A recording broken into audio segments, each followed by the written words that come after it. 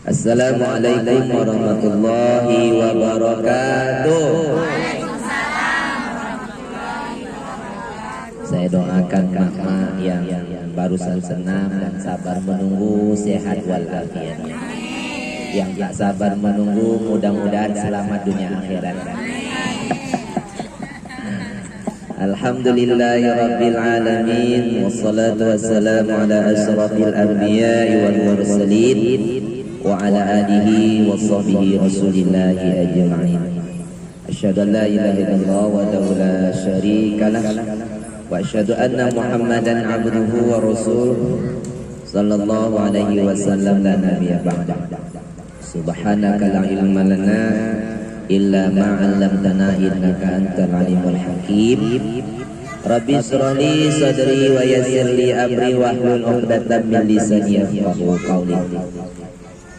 Ibu-ibu, para mak-mak kami, orang tua kami, anggota senam apa Pak? Senam Lembayung yang dimuliakan Allah. Mari kita bersyukur kehadirat Allah Subhanahu wa taala, bersyukur dengan alhamdulillah. Dengan izinnya pada pagi hari ini kita bisa hadir berkumpul guna untuk menyehatkan jasmani dan rohani. Tadi jasmani sudah kita lakukan pemanasan senam. Yang kedua, kita panaskan lagi rohani kita untuk persiapan menyambut datangnya bulan suci Ramadan yang sebentar lagi akan kita sambut, mungkin lepas hari Selasa lagi ya. Insyaallah hari ini sudah masuk kita hari yang ke-28. Ya, besok 29. Sa'ban. Mau 829 entahlah, yang penting Selasa puasa. Besok malam tarawih. Mudah-mudahan dengan adanya kita bersyukur, Allah tambah nikmat, berkah umur, berkah rezeki, sehingga kita bisa berpuasa di bulan suci Ramadan ini, tahun ini. Banyak orang yang ingin berjumpa tapi ajal sudah sampai. Mudah-mudahan kita bisa melaksanakan ibadah puasa sebulan penuh. Bersolawat buat Nabi Allah Muhammad sallallahu alaihi wasallam. Allahumma shalli ala sayyidina Muhammad wa ala ali sayyidina Muhammad. Assalamualaikum ya Rasulullah. Kita mulai dengan bismillah. Bismillahirrahmanirrahim. Ibu-ibu, orang tua kami yang dimuliakan Allah Subhanahu wa taala, di akhir bulan Sa'ban ini hadisnya memang banyak yang menjadi perdebatan, tapi intinya adalah supaya kita saling bermaaf, sucikan diri, bersihkan hati, datangnya bulan suci dengan saling memaafkan. Tidak akan diterima pahala puasa Ramadan sebelum istri terlebih dahulu meminta maaf kepada suami. Bagi yang masih ada suami, minta maaf.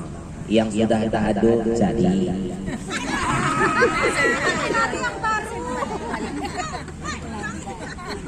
Besarlah suaranya. Yang kedua, tidak akan diterima pahala puasa Ramadan sebelum dia meminta maaf kepada anak, meminta maaf kepada orang tua. Jadi yang masih ada orang tua, yang ada kunjungi, datangi, yang jauh ditelepon, video call. Yang sudah meninggal dunia jangan ditelepon lagi. Ziarah, doakan. Dan yang ketiga, tidak akan diterima pahala puasa Ramadan sebelum dia meminta maaf sesamanya. Jadi sama-sama kita saling bermaaf. Dalam setahun kemarin mungkin ada salah cakap, ada salah pandang, ada salah letak, ada salah omong. Waktu sedang senam tersinggung pula kawan kan. Sedang ngayun kaki tersipak pula kawan. Itu maklum. Maka dari itu ibu-ibu orang tua kami Allah Subhanahu wa taala yang harus kita persiapkan sambut Ramadan dengan penuh gembira. Itu adalah orang-orang yang beriman. A'udzubillahi minasyaitonir rajim. Bismillahirrahmanirrahim. Ya ayyuhalladzina amanu kutiba 'alaikumus shiyam. Hai orang-orang yang beriman. Yang dipanggil hanyalah orang yang beriman saja. Siapa orang yang beriman itu? Orang yang rindu datangnya Ramadan, orang yang berharap selalu jumpa dengan bulan Ramadan. Karena bulan Ramadan bulan ampunan, bulan rahmat, bulan dibebaskan dari api neraka, dan ada satu malam lebih baik daripada 1000 bulan. Tapi bagi orang Islam kadang-kadang yang mengaku Islam cuek. Datang Ramadan, datanglah. Ya tidaklah. Datang Ramadan, banyak orang yang mengaku Islam tapi tidak puasa. Sengaja, bukan karena uzur. Banyak orang yang mengaku Islam tidak sholat, banyak nggak? Jadi mereka tidak merasa terpanggil. Jadi yang dipanggil Allah adalah orang yang beriman. Kutiba alaikumus shiyam. Diwajibkan bagimu puasa. Siam. Ada namanya saum. Kalau saum itu dengan siyam agak beda, Bunda.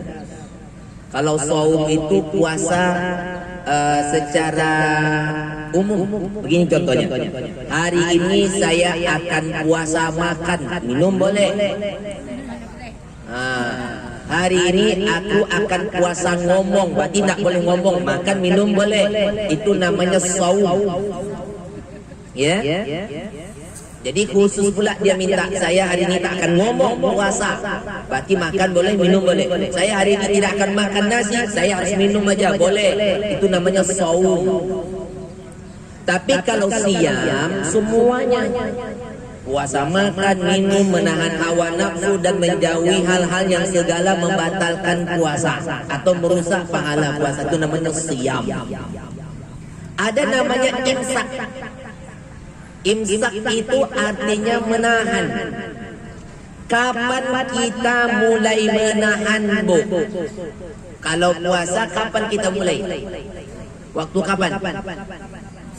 Imsak. Ya kapan? Pas azan.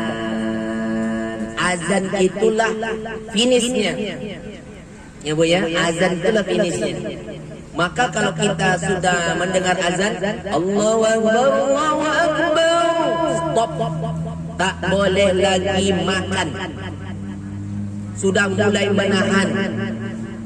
Tapi azan yang pertama jangan ditunggu azan sampai selesai. Nanti tak selesai-selesai. Nanti azan yang selesai, oh sana azan lagi, sana azan lagi kan? Jadi batas menahan itu adalah ketika azan dikumandangkan, tapi azan pertama. Walaupun mulut sedang penuh mengunyah. Allahu Akbar, Allahu Akbar. Buang, jangan ditelan. Karena itu dah batas final, tak boleh lagi. Jangan pula nanggung.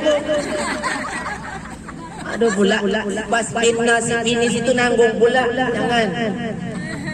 Nah ini dulu pernah terjadi ketika awal-awal diberitakan puasa Ramadan oleh Nabi di Madinah. Sahabat kadang ketika mendengar azan Bilal, itu sahabat kadang rasa apa? Kaget. Ya Rasulullah, kami kadang mendengar azan itu rasanya kaget. Kan batas makan udah selesai. Kira-kira ada nggak batas jaraknya sebelum azan subuh itu? Maka dibuatlah azan 2 kali. Abdullah bin Umi Maktub. Nah itu Bu, kalau di Mekah Madinah biasanya kita dengar azan subuh itu kan 2 kali itu. Nah itu azan pertama tidak pakai as-salatu khairum minan naum, yang kedua baru pakai. Itu dia. Itu namanya azan untuk membangunkan orang untuk sholat. Azan untuk membangunkan orang untuk makan sahur siap-siap. Itu namanya aba-aba. Maka dibuatlah di tempat kita imsakiyah Serinai 10 menit jaraknya kan begitu.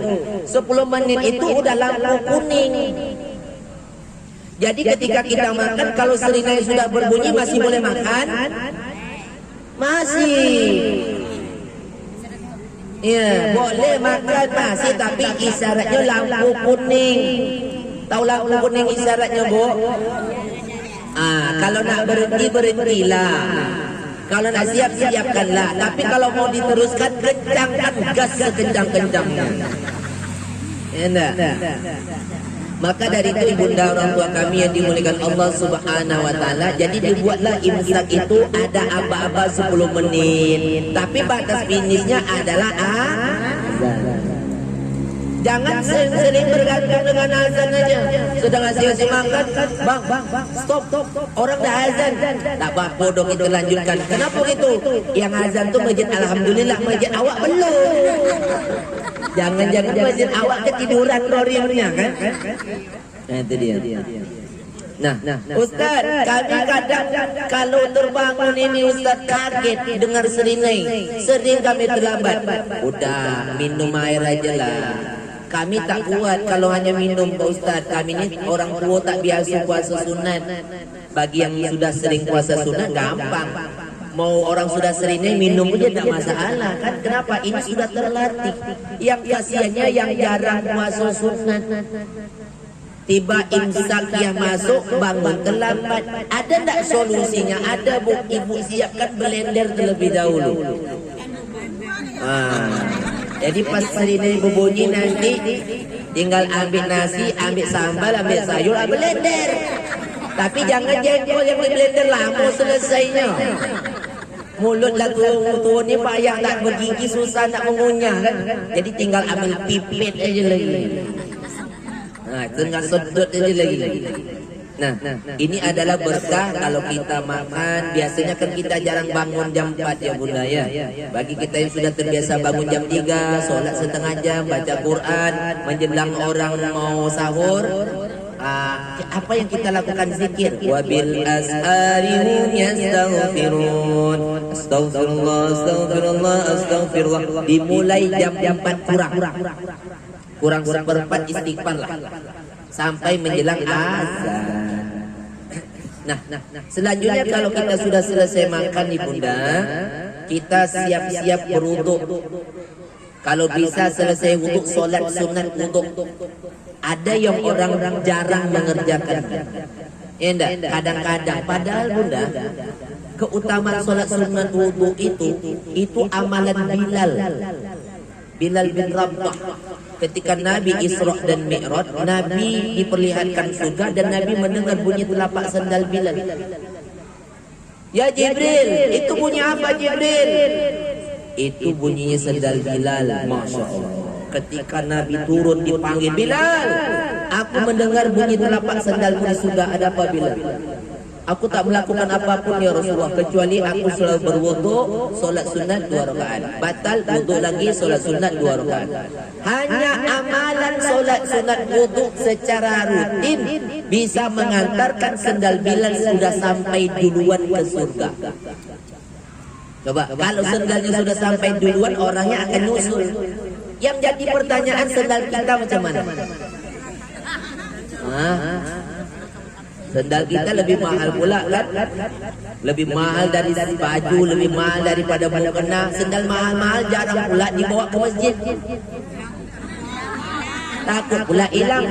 Memang hilang beneran, mengamuk pula. Siapa ni maling kurang ajar? Kenapa? Sandal saya mahal baru hilang Pak Ustaz. Udah ikhlaskan aja. Tak bisa Pak Ustaz. Karena tak balik lagi. Bisa jadi sandal yang mahal yang hilang itu akan sampai terlebih dahulu di surga. Kok bisa begitu? Karena sudah dibawa melangkah menuju ke masjid, ke musola. Ya kan? Udah jadi saksi itu.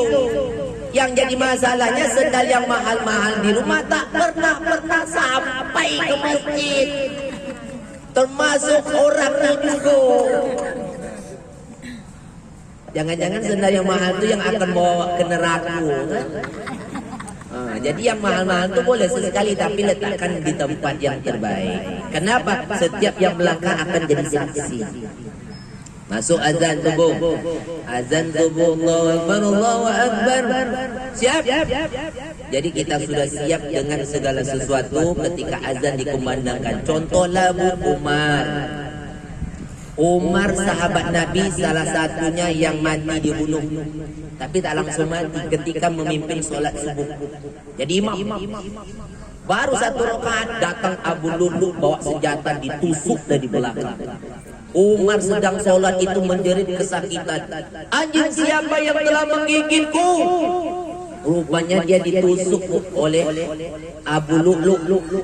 Jadi kalau ada orang sekarang menusuk imam sedang sholat, menikam ustaz sedang ceramah, itu dikatakan orang gila.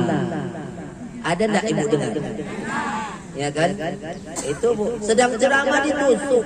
Maka sekarang ustaz-ustaz kita dikawal pakai bodyguard. Contohnya Ustaz Abdul Somad, kan kiri kanan bodyguardnya itu bu. Ustaz Haji Sofyan tak ada bodyguard. Cuma malaikat aja lah. Kenapa dikawal? Karena Ustaz Somad itu memang terkenal, apalagi YouTube-nya berapa ribu subscribe kan. Ustaz Sofyan baru 100. Ini baru nak dibuatnya. Nanti tolong bantu like, subscribe, share ya. Maka ibu-ibu orang tua kami yang Allah SWT, Umar ketika terjatuh dibawa pulang. Sampai di rumah Umar pingsan. Ketika Umar pingsan, sahabat bingung bagaimana cara membangunkan Umar ini. Rupanya Umar ini kebiasaannya kalau dengar azan dia harus sampai duluan ke masjid supaya dapat saf yang paling depan. Umar kalau dia terlambat saf yang nomor 2, yang pertama sudah penuh, dia berani bayar berapapun dengan orang yang di depan tuh. Kodenya geng. Saya di muko ya. Oh tak bisa. Bayarlah. Awani piro? 1 M. Oke. Maju Umar supaya dapat sholat di depan. Itu Umar bu yang dicari, sholatnya di depan. Kalau awak yang adu tiangnya. Nak maklum tu mak-mak kan. Itu nih. Rupanya bu kita cobalah kita azankan. Diazankan bu. Allahu Akbar, Allahu Akbar. Bangun Umar. Padahal dalam keadaan pingsan kok bisa bangun. Ini hanyalah kebiasaan orang yang kalau sudah mendengar azan segera buru-buru datang, maka dalam keadaan pingsan pun bisa terbangun. Kita itulah kata Umar, apakah aku sudah sholat? Belum Umar, kau belum sholat. Disitulah Umar sholat dalam keadaan sakit kita. Jadi bayangkan. Jadi kalau adalah orang sekarang, kalau Umar dalam keadaan pingsan terbangun dengar azan, kalau awak macam mana? Betapa pingsan. Yang azan dah, yang iqamat, yang sholat. Sama dulu. Waktu awak waktu tinggal di masjid dulu kan subuh.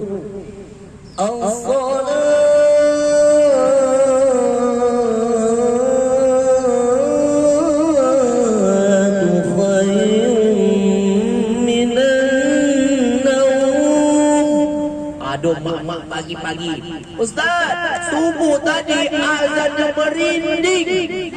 Sayup dengar Ustaz, sahadu sejuk hati dengar bu azan sayup. Dengarlah corong mik dekat depan rumah.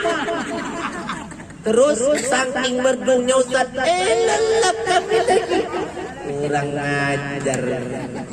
Bagus-bagus azan makin tidur pingsan dia lagi. Nilam. Jadi ketika dengar azan laksanakan, apalagi qobliyah subuh, sunat fajar. Habis itu sholat subuh, habis itu sholat suruh, ya enggak? Habis itu pagi selesaikanlah sholat duha, sholat tasbih, sholat taubat sampai ke petang. Inilah yang disebut dengan mansoma Ramadan imanan wa ihtisaban ghufira lahu ma taqaddama min dhanbi. Siapa yang berpuasa di siang hari di bulan suci Ramadan karena iman dan mengharap balasan, Allah ampuni dosanya yang telah lalu. Maqama Ramadan, siapa yang mendirikan malam-malam Ramadan solat tarawih, witir berjamaah, baca Quran, tadarus. Maka dari ibu kita tahun kemarin solat tarawih kecewa, ya kan? Tahun ini alhamdulillah sudah dapat izin, tapi dipatasi jamnya. Sampai jam berapa? Jam 9. Kalau 23 rakaat belum selesai itu, paling tidak jam 10. Lewat dari jam 10, siapa yang ada itu datang petugas menyuntik vaksin. Nak tarawih, nak tadarus di rumah saja. Solatlah tarawih, mau witir, ada yang 11, ada yang 23, tak masalah. Yang 11 buat juga, yang 23 buat juga. Jadi kalau 11 tu Nabi di bulan Ramadan dan di luar Ramadan tu solatnya 11, ayatnya panjang, rakaatnya pendek. Rakaat pertama Al-Baqarah, rakaat kedua Ali Imran, rakaat ketiga An-Nisa. Kalau dibuat di tempat awak, satu malamnya yang datang, malam besok hilang jemaah, tinggal Pak Imam dengan Bilal. Maka Abu Bakar buat 23, rakaatnya dipanjang, ayatnya dipendek lagi. Umar Ibnu Abdul Aziz semakin pendek ayat, semakin panjang rakaat. Itu dah pintar-pintar semua memilih di mana tempat solat yang dicari, rakaatnya yang pendek, ayatnya pun pendek. Itu awak lah. Nah, maka habis tarawih, witir, tadarus. Syahrul Ramadan alladzi unzila fihil Qur'an. Bulan Ramadan, bulan turun Al-Qur'an, baca Quran. Punya target tahun ini minimal sekali khatam. Kalau bisa 2 kali khatam Quran. Supaya lisan kita ni basah dengan baca Quran, lisan kita berzikir. Mudah-mudahan wabah corona ni hilang, kan begitu. Ini kalau mulut ni banyak betul dosanya. Kalau tangan mungkin ambil hak orang, menampar. Kalau kaki menyipak melangkah yang tak diridhoi, mata melihat yang tak diridhoi. Kalau mulut, ini mulut ni gara-gara mulut hancur negara, gara-gara mulut hancur rumah tangga, gara-gara mulut hancur saudara. Bersyukur sekarang corona datang, semua mulut ditutup.